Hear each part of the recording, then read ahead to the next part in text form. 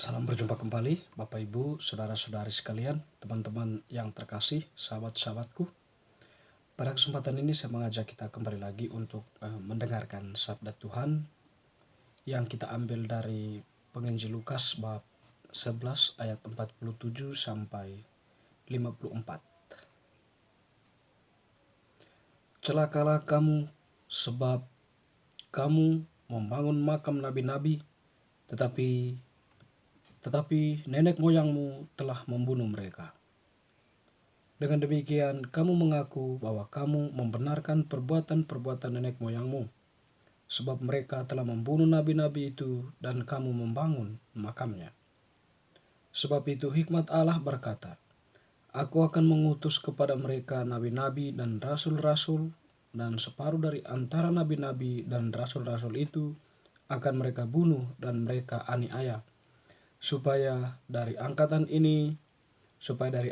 ini dituntut darah semua nabi yang telah tertumpah sejak dunia dijadikan, mulai dari darah Habel sampai kepada darah Sakaria yang telah dibunuh di antara mesbah dan rumah Allah.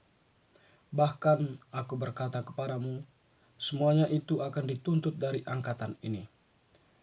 Celakalah kamu, hai ahli-ahli Taurat, sebab kamu telah mengambil kunci pengetahuan.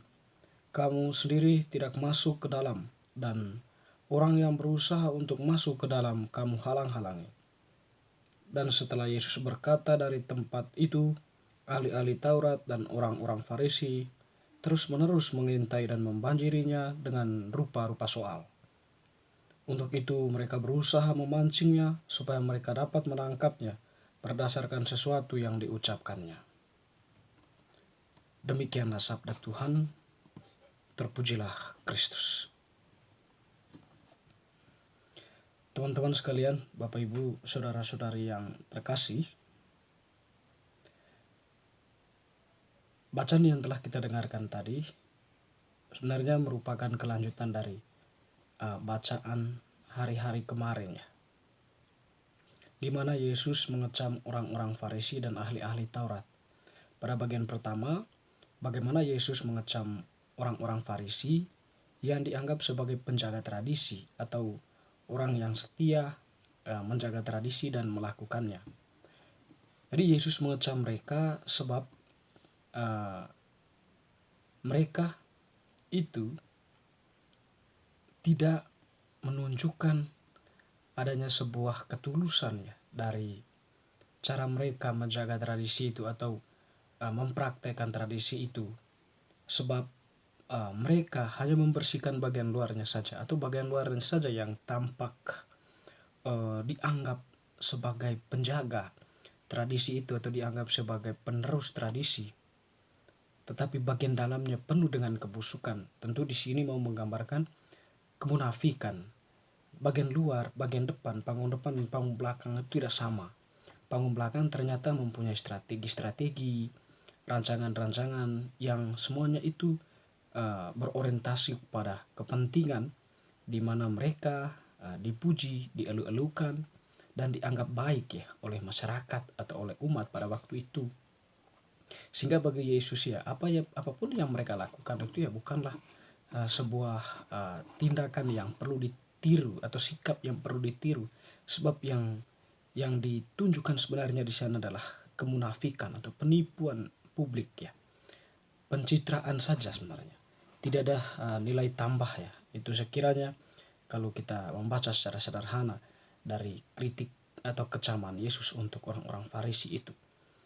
Dan pada kesempatan berikutnya, ahli-ahli Taurat juga tidak terlepas dari kecaman dan kritikan Yesus ya, yang kita dengarkan tadi, di mana ahli-ahli Taurat itu dianggap sebagai ya orang yang menguasai kitab hukum Taurat itu ya. Jadi mereka belajar, jadi mereka menguasainya. Tetapi dalam faktanya juga hampir persis mirip dengan orang-orang Farisi ya, di mana apa yang sebenarnya menjadi inti dari hukum Taurat itu sendiri tidak tersampaikan secara penuh ya, atau tidak tersampaikan secara utuh kepada umat atau kepada orang-orang yang mereka layani atau orang-orang yang menjadi tujuan pewartaan hukum Taurat itu sendiri. Jadi mereka semacam menambah ataupun mengurang isi hukum Taurat itu. Sementara Allah dulu waktu memberikan hukum Taurat itu meminta kepada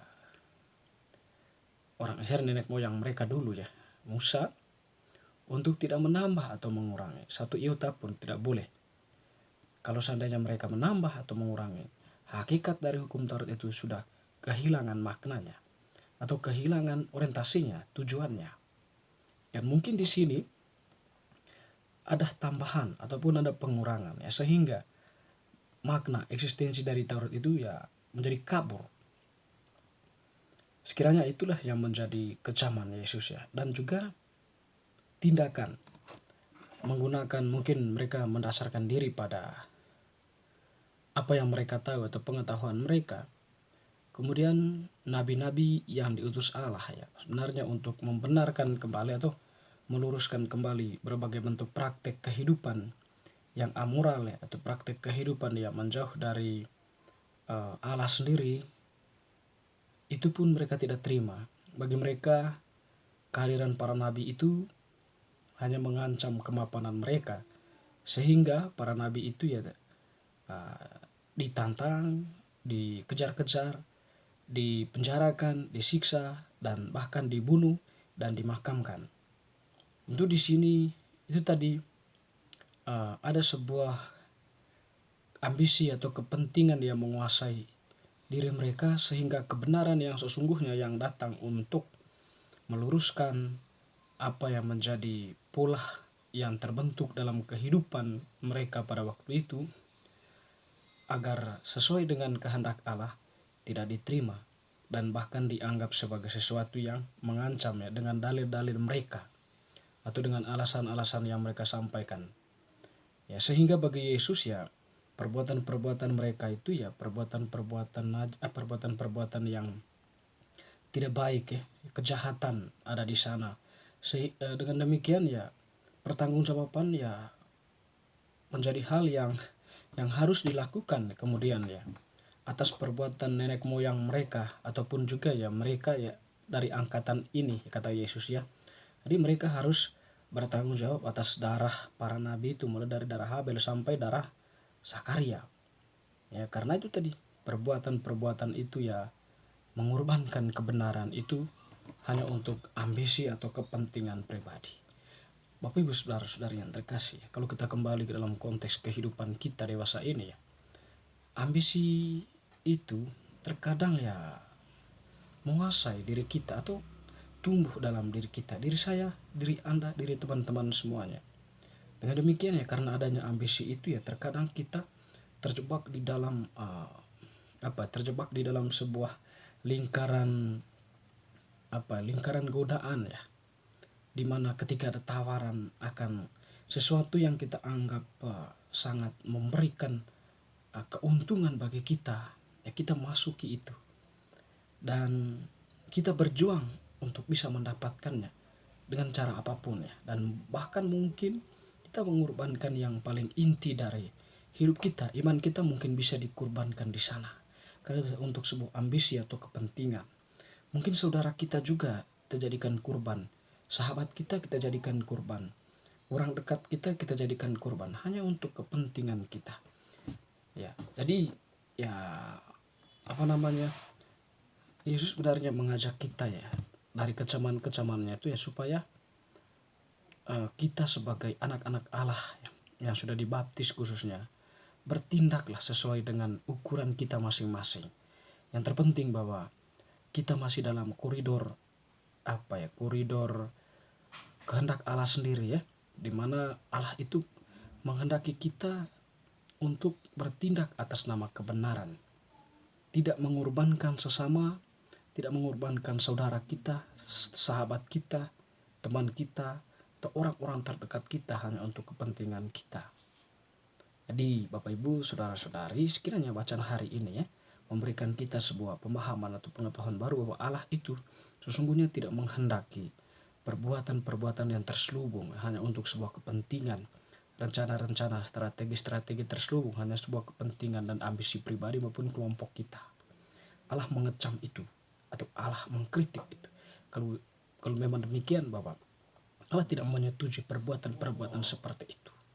Semoga bacaan hari ini semakin meneguhkan iman kita. Amin.